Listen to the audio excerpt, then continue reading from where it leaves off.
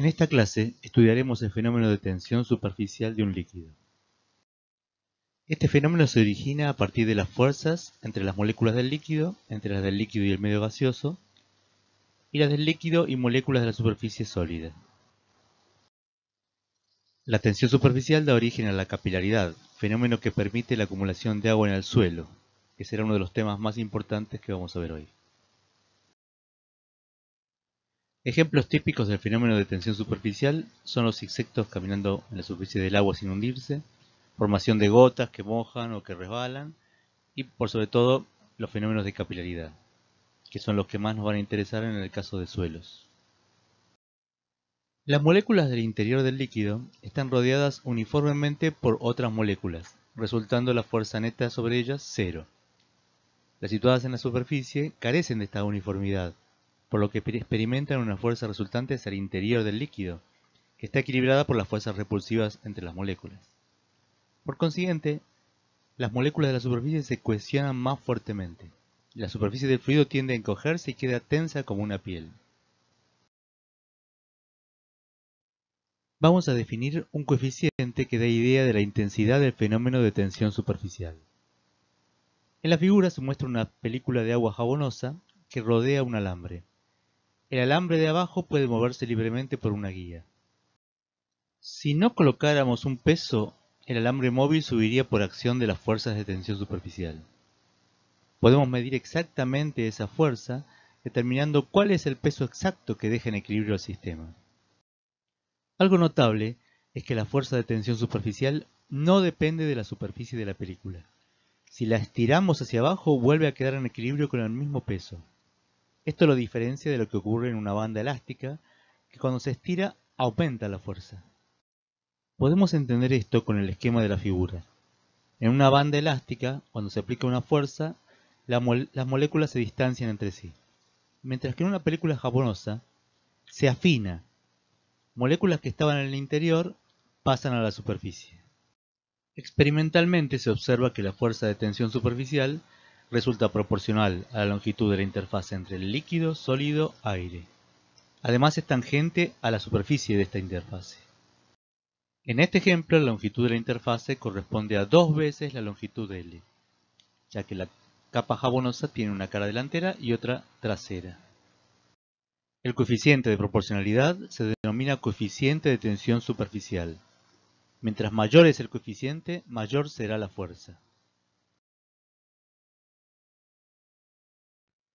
El coeficiente de tensión superficial gamma se refiere siempre a la de un sistema compuesto por dos fases, el líquido en equilibrio con su vapor.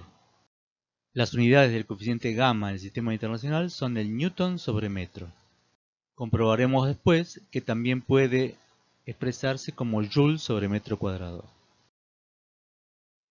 En el sistema CGS, su unidad es la dina sobre centímetro, o el ergio sobre centímetro cuadrado. La dina es una unidad de fuerza que se relaciona con el newton, siendo 1 newton igual a 10 a la quinta dinas. El ergio es una unidad de energía del sistema CGS igual a dina por centímetro. Gamma depende de la magnitud de las fuerzas intermoleculares en el seno del líquido. Cuanto mayor sean las fuerzas de cohesión del líquido, mayor será su tensión superficial. Por ejemplo, en orden de intensidad, en el hexano las fuerzas son de tipo Van der Waals, en el agua interacciones puente-hidrógeno, mientras que en el mercurio son debidas a enlaces metálicos, que resultan ser las más intensas.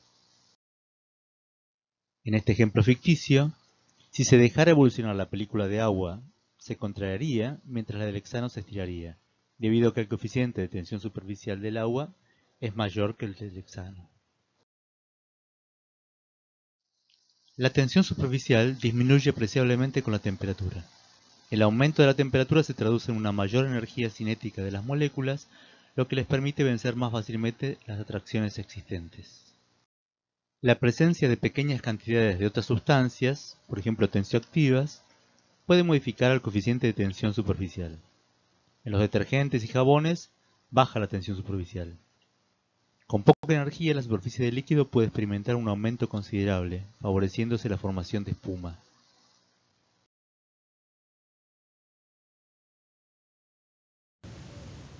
En el video se muestra pimienta depositada sobre agua.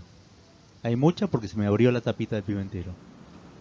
Cuando se pone una gota de detergente, disminuye la tensión superficial y la pimienta se precipita. Ya no puede ser sostenida por el líquido.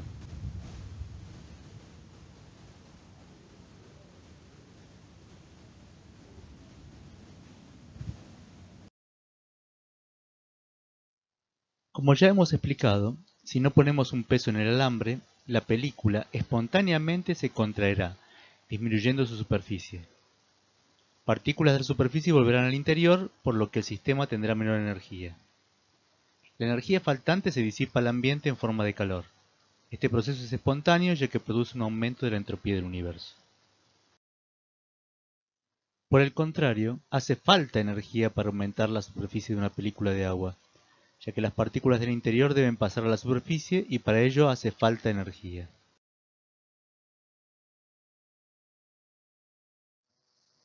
Hace falta hacer un trabajo para aumentar el área. Este trabajo resulta proporcional al incremento del área de la interfase. En este ejemplo es el doble porque la película tiene dos caras. El coeficiente de proporcionalidad es el coeficiente de tensión superficial. Queda claro que su unidad también es joules sobre metro cuadrado. Concluimos que debido a la existencia del fenómeno de tensión superficial, el líquido tiene almacenada energía que tiene que ver con la cantidad de partículas en la superficie. Por esta razón, la energía dependerá del área de la superficie de la interfase líquido-aire. Si un sistema considerado pequeño está rodeado por un sistema grande a la misma temperatura, como podría ser el ambiente, evolucionará espontáneamente hacia la menor energía. Al disminuir la energía del sistema pequeño, el faltante se disipa en forma de calor en el ambiente. Esto representa un aumento del desorden, o sea, un aumento de la entropía del universo. Por ejemplo, un péndulo espontáneamente se irá deteniendo hasta quedar en reposo. También se puede decir más formalmente que los sistemas evolucionan espontáneamente, disminuyendo su energía libre. En el caso de sistemas donde predomina la acción de la tensión superficial, el sistema evoluciona espontáneamente disminuyendo el área de la interfase y disipando energía en forma de calor al ambiente. Un ejemplo típico es que un líquido tiende a adoptar la forma esférica, porque es la forma que asegura una menor relación área-volumen, a menos que actúen otras fuerzas, como podría ser el caso de la gravedad, que es responsable de que la gota de agua adquiera su forma típica. Otro ejemplo. ¿Qué situación es más estable energéticamente? ¿Tres gotas o una sola del mismo volumen? No resulta difícil demostrar que a un mismo volumen las tres gotas pequeñas tienen una superficie mayor que una sola grande. Por consiguiente, lo espontáneo es que las tres gotitas se unan y disipen energía al ambiente. Eso lo vemos cuando jugamos con gotitas de mercurio. Usted no lo haga porque es venenoso. La figura muestra un lazo hecho con un hilo. Este toma forma circular al destruirse la película en su interior, pues el círculo es la figura que tiene con el mismo perímetro el área máxima interna, lo que hace mínimo el valor de la superficie líquida del exterior. Un cuarto ejemplo nos muestra que la arena húmeda es más dura que la totalmente saturada de agua o la seca. La húmeda posee interfaces líquido-aire. El área de la interfase se resiste a aumentar, lo que otorga resistencia. Una aplicación de estas ideas es el cálculo de la energía necesaria para pulverizar un líquido. Por ejemplo, en aplicaciones de fungicidas se desea que las gotitas sean muy pequeñas para que de esta forma cubrir una mayor superficie de la hoja. Además se logra que las gotas tengan una mayor concentración y así puedan penetrar por difusión en los estomas. Comenzaremos calculando el trabajo para formar una sola gota.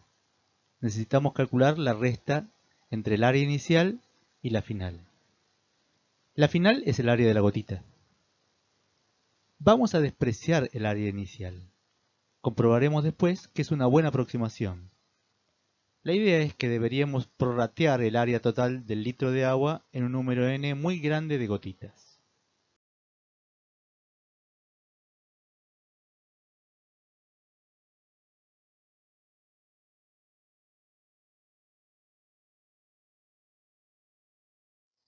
Para obtener el trabajo total, Solo nos hace falta calcular el número de gotas de 200 micrómetros de diámetro que podemos hacer con un litro. Para ello primero debemos calcular el volumen de una gota y con una regla de 3 obtener el número de gotas.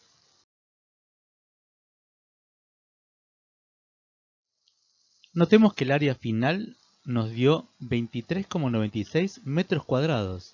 Es enorme cuando lo comparamos con el área de un litro. Hice la cuenta y me da aproximadamente 0,05 metros cuadrados. Así que el área inicial realmente resulta despreciable.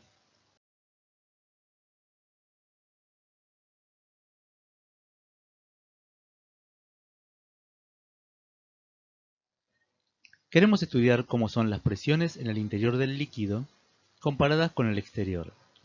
Este estudio nos permitirá posteriormente entender el fenómeno de capilaridad. Analizamos varios ejemplos para obtener una conclusión general. Los primeros ejemplos corresponden a una gota líquida, una burbuja de aire sumergida en el líquido y una pompa de jabón, que contiene aire en su interior. La pregunta es, ¿dónde hay mayor presión? ¿En el interior o en el exterior? Intuitivamente, suponemos que la presión es mayor en el interior. Lo podemos entender observando las fuerzas de tensión que tienden a disminuir el área, que son compensadas por una presión mayor en el interior. Pero estos ejemplos no son generales. No siempre la presión interior es la mayor.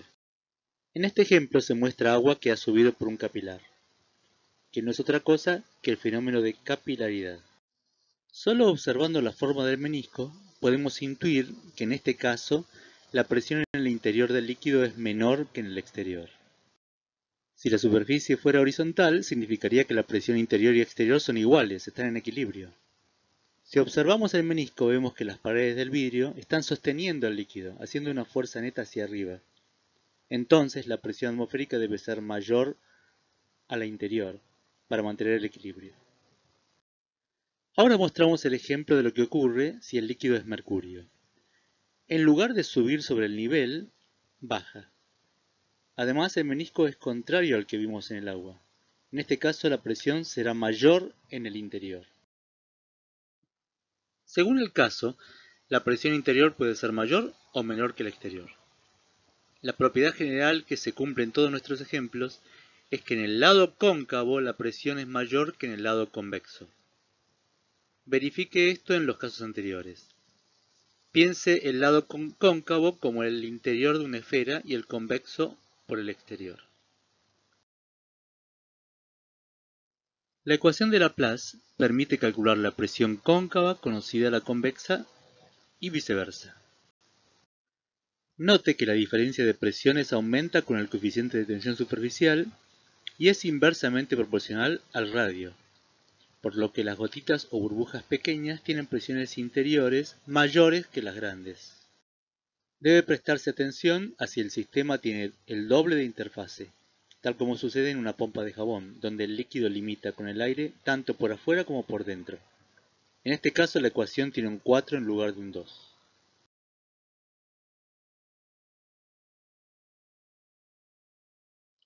Este ejemplo es idéntico al problema 4 de la guía. En él se pide hallar la presión interior de una burbuja sumergida en el agua. La ecuación de Laplace nos permite relacionar las presiones en la parte cóncava y la convexa de la burbuja. En este caso, el interior es cóncavo y el exterior convexo.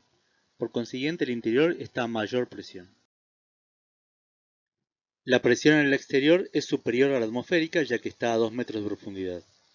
Podemos calcular la presión allí simplemente sumándole la presión de la columna de agua a la presión atmosférica, o como se trata de agua, sabemos que cada 10 metros la presión sube en 100.000 pascales, aproximadamente una atmósfera.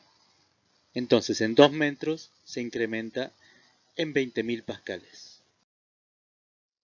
Finalmente, despejamos la presión interior de la ecuación de Laplace.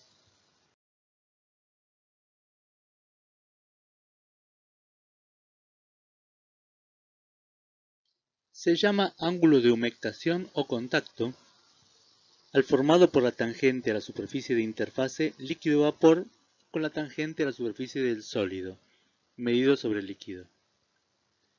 Si el ángulo de contacto es menor que 90, se dice que el líquido moja al sólido.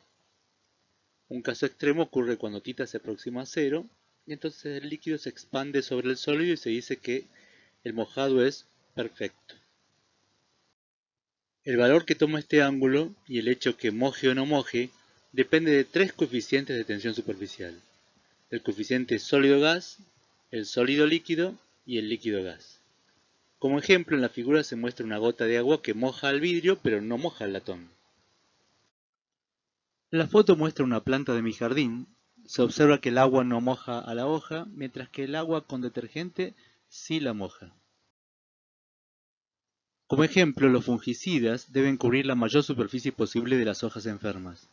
Esto se logra con gotitas muy pequeñas y que mojen. Mientras que si se quisiera rociar de tal forma que el líquido cayera a la tierra, sería preferible que el líquido no moje y se deslice al suelo.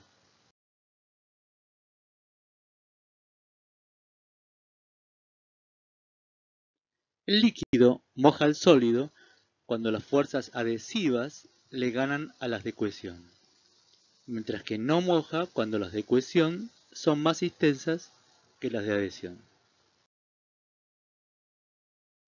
Ahora queremos comprender el fenómeno de capilaridad, que resulta de fundamental importancia para la comprensión de cómo el suelo almacena agua en sus poros.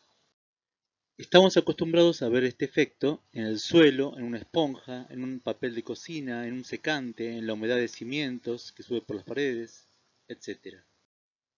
Para que el fenómeno sea apreciable, los capilares o poros deben ser de un radio pequeño. Pueden suceder dos fenómenos distintos: que el líquido suba por el capilar por sobre el nivel del líquido, como sucede en el agua en un capilar de vidrio, donde el agua moja el vidrio, o que baje, como pasa con el mercurio, donde el mercurio no moja el vidrio. Analicemos primero el caso del agua en un capilar de vidrio. Hallaremos la ley de Jurín. Las fuerzas de adhesión del agua al vidrio son las responsables de que el líquido ascienda. El equilibrio se alcanza cuando estas fuerzas se igualan al peso del líquido elevado por sobre el nivel. La ley de Jurín puede deducirse de esta forma. Aquí lo haremos por un camino alternativo. Usaremos la ley de Laplace y las ecuaciones de hidrostática. La parte interior del menisco, punto B, es convexa. Por consiguiente, su presión es menor que la exterior, que concuerda con la presión atmosférica. Este solo hecho nos sirve para entender un concepto importantísimo para nosotros. La presión manométrica en B es negativa, lo que puede interpretarse como que un capilar succiona al líquido hacia adentro.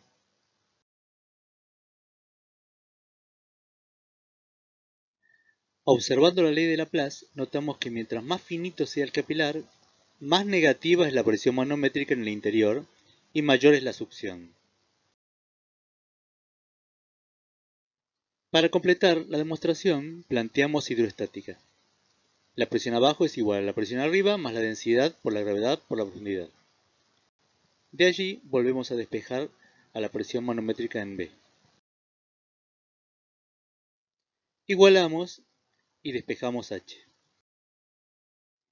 Para completar la ecuación de Jurín, necesitamos que H quede en función del radio del capilar, que es fácil de medir, y no el radio del menisco, que depende del radio del capilar y del ángulo de contacto. Por trigonometría obtenemos esta relación. Ponemos el coseno en módulo para que también nos sirva para el caso del mercurio. Reemplazamos esta relación y obtenemos la ley de Jurín, que nos permite hallar la altura de elevación de un líquido que moja en un capilar. Vuelvo a enfatizar que mientras menor sea el radio del capilar, mayor será H. Ahora hacemos exactamente lo mismo, pero para el caso de un líquido que no moja, como es el caso del mercurio en vidrio.